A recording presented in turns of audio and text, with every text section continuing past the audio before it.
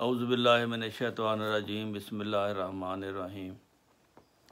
دوستو، بات ہو رہی تھی کہ حضرت مسیح موعود علیہ الصلوۃ والسلام نے ہمیں آ کر یہ بتایا ہے کہ انسان کے لیے دو جنتیں ہیں، ایک دنیا کی جنت، ایک مرنے کے بعد کی جنت۔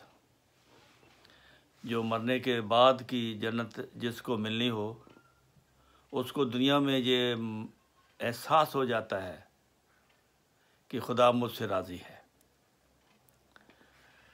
تو یہ میں آپ کو پڑھ کے سناتا ہوں۔ یاد رکھو، نجات وہ چیز نہیں جو مرنے کے بعد ظاہر ہوگی۔ یہ بڑی بات ہے۔ نجات وہ چیز نہیں جو مرنے کے بعد ظاہر ہوگی، بلکہ حقیقی نجات وہ ہے جو اسی دنیا میں اپنی روشنی دکھاتی ہے۔ نجات یافتہ کون ہے؟ جو یقین رکھتا ہے جو خدا سچ ہے، یعنی خدا سچ ہے اور حضرت محمد مصطفیٰ صلی اللہ علیہ وسلم اس میں اور تمام مخلوق میں درمیانی شفیع ہیں، اور آسمان کے نیچے نہ اس کے ہم مرتبہ کوئی رسول ہے، نہ قرآن کے ہم مرتبہ کوئی اور کتاب ہے۔ خدا نے نہ چاہا کہ وہ ہمیشہ زندہ رہے، مگر صرف برگزیدہ نبی حضرت محمد مصطفیٰ صلی اللہ علیہ وسلم ہمیشہ کے لیے زندہ ہیں۔ زندہ رہنے کے لیے خدا نے یہ بنیاد ڈالی ہے کہ اس کے افاضۂ تشریع اور روحانی کو قیامت تک جاری رکھا، یعنی اس کے فیض جو ہیں، روحانی فیض، وہ قیامت تک جاری ہیں۔ سو آپ نے یہ بھی فرمایا کہ اگر تمہیں اس دنیا کی بھی جنت چاہیے اور آخرت کی بھی جنت چاہیے، تو ضروری ہے کہ آپ کا آسمان سے پختہ تعلق ہو۔ تم جب اپنا نقصان کرو گے تو اپنے ہاتھوں سے ہی کرو گے، دشمن کے ہاتھوں سے نہیں۔ اگر تمہاری ساری زمینی عزت بھی جاتی رہے تو خدا تمہیں ایک لازوال عزت آسمان پر دے گا۔ اس دنیا میں کی جو عزت ہے نا، وہ ایک عارضی ہے۔ یہ اگر خدا کی خاطر ساری بھی جاتی رہے تو اس کی پرواہ نہ کرنا۔ سو تم اس کو مت چھوڑو، یعنی کیسے بھی حالات ہوں تم خدا تعالیٰ کو مت چھوڑو۔ وہ چاہتا ہے کہ تمہیں آزمائے، تم ضرور دکھ دیے جاؤ گے اور اپنی کئی امیدوں سے بے نصیب بھی کیے جاؤ گے۔ سو ان صورتوں میں تم دلگیر مت ہو، کیونکہ خدا تمہیں آزماتا ہے کہ تم اس کی راہ میں ثابت قدم ہو یا نہیں۔ اگر تم چاہتے ہو کہ آسمان پر فرشتے بھی تمہاری تعریف کریں تو تم ماریں کھاؤ اور خوش رہو۔ تم گالیاں سنو اور شکر کرو۔ یہ نہیں کہا گالی کا جواب گالی دو، یہ نہیں کہا ماریں کھاؤ تو پھر تم بھی ان کو مارو۔ نہیں، یہ خدا تعالیٰ کی خاطر اگر آپ کر رہے ہیں تو پھر آپ نے شکر کرنا ہے اور صبر کرنا ہے۔ تو گالیاں سنو اور شکر کرو۔ یہاں اگر کسی کو ایک گالی دی جاتی ہے تو دوسرا اس کو 10 گالیاں دیتا ہے۔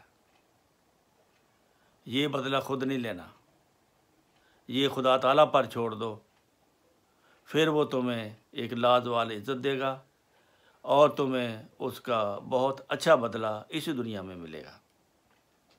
ناکامیاں دیکھو تو پیوند مت توڑو، تم خدا کی آخری جماعت ہو، سو وہ نیک عمل دکھاؤ جو اپنے کمال میں انتہائی درجہ پر ہوں۔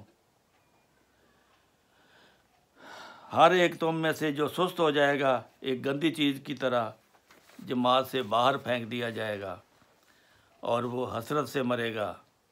تم خدا کا کچھ نہیں بگاڑ سکو گے۔ دیکھو، میں بہت خوشی سے یہ خبر دیتا ہوں، تمہارا خدا وہ حقیقت میں موجود ہے، اگرچہ سب اس کی مخلوق ہے، لیکن وہ اس شخص کو چن لیتا ہے جو اس کو چنتا ہے، وہ اس کے پاس آ جاتا ہے جو اس کے پاس جاتا ہے، سو تم اس کو عزت دیتا ہے، اس کو بھی عزت دیتا ہے، جو اس کو عزت دیتا ہے یعنی خدا تعالیٰ کو، پھر خدا تعالیٰ بھی اس کو عزت دیتا ہے۔ سو تم اپنے دلوں کو سیدھا کر کے، اپنی زبانوں اور آنکھوں اور کانوں کو پاک کر کے اس کی طرف آ جاؤ، وہ تمہیں قبول کرے گا۔ عقیدہ کی روح سے جو خدا تم سے چاہتا ہے وہ یہی ہے کہ خدا ایک ہے اور محمد رسول اللہ صلی اللہ علیہ وسلم اس کا نبی ہے اور وہ خاتم الانبیاء ہے۔ دیکھیں، یہ تعلیم ہمیں جو دی ہے اس دنیا میں جنت بنانے کے لیے، خدا تعالیٰ کے ساتھ ایک رشتہ قائم کرنے کے لیے، وہ دی ہے کہ تم گالی کا جواب گالی سے نہ دو، تم کسی کے ساتھ ہر ایک کے ساتھ صلح پر راضی ہو جاؤ، اور تم اگر تمہارے ساتھ زیادتی ہوئی ہے تو اللہ کی خاطر تم صبر کر کے اس کو معاف کر دو۔ اگر وہ معافی مانگتا ہے، اگر وہ اپنی اصلاح کرتا ہے تو پھر اس کو تم معاف کر دو، لیکن بدلہ نہیں لینا۔ بدلہ لینے میں پھر اللہ تعالیٰ پیچھے ہٹ جاتا ہے اور وہ کہتا ہے اچھا تو نے خود بدلہ لینا ہے تو پھر خود لے لو، پھر اللہ تعالیٰ کی مدد نہیں رہتی، پھر انسان اپنی مرضی سے اگر وہ کسی گڑھے میں گرتا ہے تو پھر اللہ تعالیٰ کا اس میں قصور نہیں ہوتا۔ اس لیے